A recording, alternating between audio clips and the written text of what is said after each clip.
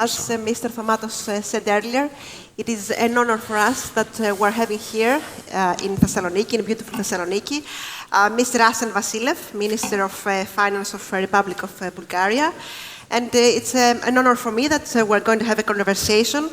He's coming from a country that the Greek Prime Minister, Mr. Mitsotakis, has characterized as a strategic partner. So our theme today is financing resilient infrastructure and connectivity in Southern Eastern Europe. So allow me to start our conversation, Minister, asking you to describe us the financial situation in Bulgaria and the development plan in the future for the country. Sure. First, I want to thank everyone and especially the forum organizers for the invitation. I came to Thessaloniki for the fair, but having an opportunity to come a couple of months later, it's even better. Mm-hmm. In terms of the financial situation in Bulgaria, I would say we're very lucky. We are very lucky in several ways. One is that throughout the years, the finances were managed, I would say, very conservatively. As you know, 1997, we had a huge banking crisis. And since then, I think everybody's been worried about what would happen. So we've managed our finances really well, to the point where right now we have the second lowest debt in the European Union, lower than Luxembourg. Only Estonia is a little bit ahead of us, 22% of GDP. And as you know, the standard is 60, and then just about everybody is over that standard now in Europe. Also, in the last several years, we managed to keep our deficit very low. We are below 3%. And that happened despite having a massive investment in social infrastructure. Pensions increased more than 60% over the last 2 years. We had increase in healthcare, education, all the important social services. And we had quite a lot of money for capital investment. The last few years, though, we've had trouble with how capital investments are actually done, so we haven't been able to realize them, but the money is there. We've now unblocked that process quite a bit, and most of the projects have been focused on internal connectivity. I think we are now coming to a point where we'll invest a lot in external connectivity, road and rail. We invested a lot in external connectivity in the energy sector, and as you know, we built the interconnector to Alexandroupolis, which increased substantially the gas transit capacity. Also, last year, we doubled the connectivity in the electric grid. So now between Bulgaria and Greece, we have 2,000 megawatts of electric connectivity, which was quite helpful last year when we supplied a lot of electricity into Greece. The gas interconnectivity was very helpful for Greece supplying gas to Bulgaria through the Revitusa FSRU, but now hopefully when Alexandroupolis start working, we'll be able to also supply from there. And we have right now about 5 billion cubic meters of connectivity south to north and 8 billion north to south. And that can get easily increased to about 7 to 8 billion south to north and 10 to 11 billion north to south with Greece, without having to lay new pipelines, just putting new compressors on the lines. And the last thing that we've started doing in Bulgaria, which I think is important for everybody here, is we are embarking on a very large program to match capital investments in the country by private companies.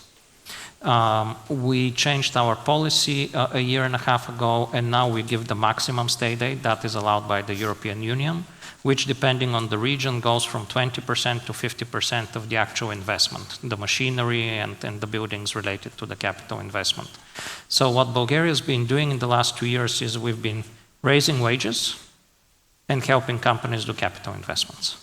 And that has allowed us to have the highest growth of exports in all of the EU last year, the second highest growth of industrial production in all of the EU last year, and also big increase in the internal market, and some Bulgarians starting to come from Western Europe back to Bulgaria because wages are now getting to a point where it makes sense to stay in Bulgaria. rather than Western Europe. If nothing else, your personal income tax is 10% flat. Doesn't go more than that. So if you're coming back from Germany where you pay 40–50% income tax and you come to Bulgaria, even if your salary is slightly lower, your take-home pay is the same or slightly higher.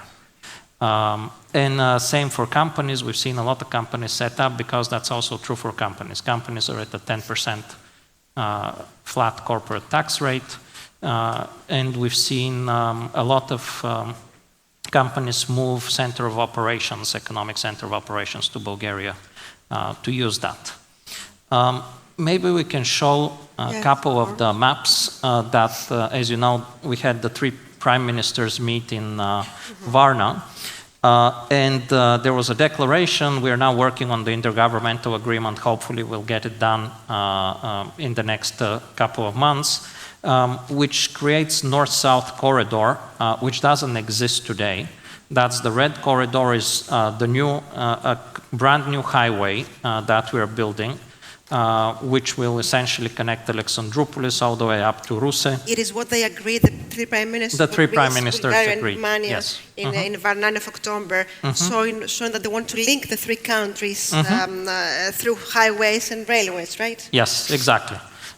So we're still finalizing what happens once we reach Romania and Bucharest, how the links to Moldova and Ukraine would work, but this is the Bulgarian portion that I can show that's been finalized. So this is brand new highway. As you can see, the dark lines are the existing highways, and we have good connectivity to Turkey and Serbia, and we've always had that. That's the old Istanbul to Vienna road. From the Roman times. But we never had north-south connectivity, and there is a good reason. There are 2 mountain ranges and a river. So it's much harder to do north-south and much more expensive.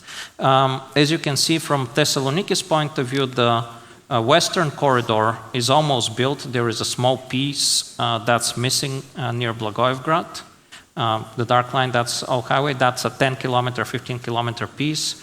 Half of that's going to be completed early next year. The other half, we're waiting on the EU Commission to unblock some environmental problems, and then we'll build it as quickly as possible. Do you have a timeline for this project? For this corridor, let's sign the intergovernmental agreement. The timeline will be there, but this is a NATO mobility project, extremely important for military mobility. So it will be built to the heavy standards for moving very heavy equipment. As far as we're concerned, I've already put in next year's budget 6 billion euro state guarantee for the highway, and you'll see there is a railway corridor that also connects Alexandroupolis to Romania. And so we've already financed it, so to speak. So the question now is signing the intergovernmental agreement and choosing the consortium that will build it. If we can show the next map, that's the rail connectivity. You can see the dark red from Plovdiv all the way down to Turkey. That's already high speed, double electrified, 160 kilometers an hour. We also have Plovdiv to Burgas, which is 160 kilometers an hour, double electrified as well in the most parts. Sofia Plovdiv is being built as we speak, and we expect to have it operational in 26. And the green pieces are the pieces that we need to build in order to connect from the Svilengrad, Ormenio, I think, point all the way up to, you can see Silistra, because that's where the fast rail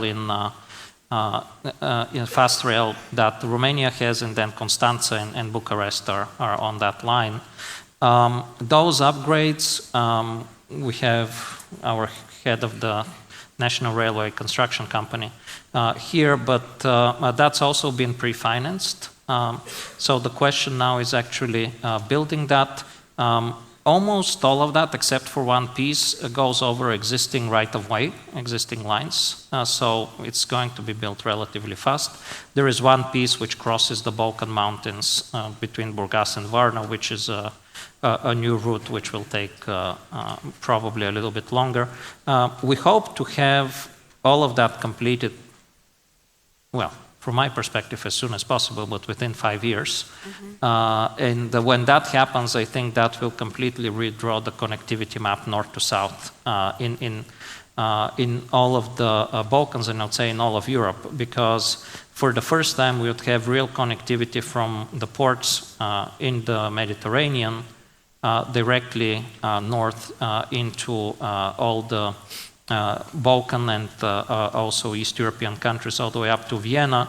And we're also working with our Romanian colleagues to unblock the Fast Danube project so that we can have year-round navigability of the Danube River in the Bulgarian-Romanian part, and then, as you know, upstream it's fully navigable. So for the some of the trade that doesn't need such a fast transport but can needs cost, that would also be unblocked. And I'd say this is extremely important to have both the east and the west corridor.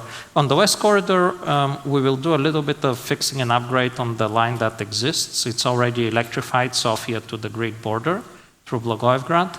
That's not the fast line. It's about 90 kilometers an hour on average. And it's not doubled. But I think that that right now is not part of this agreement between the three countries, but there are projects in terms of PPP that want to upgrade that line and to turn it into a fast double electrified line, which we'll support to the extent that we can. How important was the European Commission aid? Because recently it was approved about 32 million euro for aid scheme in order to support these projects, right? Yes. So from our perspective, as I said, Bulgaria has very low debt. So we have very strong balance sheet. And I've put this money out of the national budgets. Of course, we'll apply for EU funds and to try to get all the support and NATO funds and all of that to offset the cost. But we will not be stopping the projects waiting for EU funds to be approved. I've already put the money out of the national budget. And we've also offered to support the Greek portion and the Romanian portion of the project using our balance sheet and borrowing authority so that it can be built faster. And then over time, obviously, it will be paid off. I mean, as I said, we were lucky. 21, we were borrowing at negative interest rates. So we can support this project. And I think it's extremely important for trade between the countries. Given what's happening with the war in Ukraine and now with the new war in Israel and Gaza, the Black Sea is essentially now a Russian lake. Sorry to say that, but that's the reality of the situation. Which means that we need a lot of that trade to be able to come down to the Mediterranean directly and not have to rely on Black Sea ports as much. I think the Black Sea ports will stay extremely important, especially for grain and also for east-west connectivity. One thing that we've seen, as you know, as a finance minister, customs is under me. So since 21, we've seen doubling of the traffic at the Bulgarian-Turkish border, Capitan Andreev. Right now, that's the second busiest land border in the world after US-Mexico. We have 4,000 trucks passing every single day. And we're expecting another doubling in the next 2 to 3 years. And to the extent that some of that traffic can come to Burgas and Varna and Constanța directly, and to the extent that we can kind of, because we keep upgrading the infrastructure and it keeps becoming small at that border crossing. But I think as long as the war continues between Russia and Ukraine, all of that traffic would not go north, it will keep coming south. What about the Burgas-Alexandroupolis pipeline? It's still a very big project. How do you see the future of this project, supported by NATO and by the United States, of course? So there are two pieces to that. One is crude, the other one is actual petrol products. And we've discussed this with the Greek government. The idea is to use, to the extent possible, the already existing right-of-way with the gas interconnect, the Bulgarian-Greece interconnect gas, and put the pipelines there.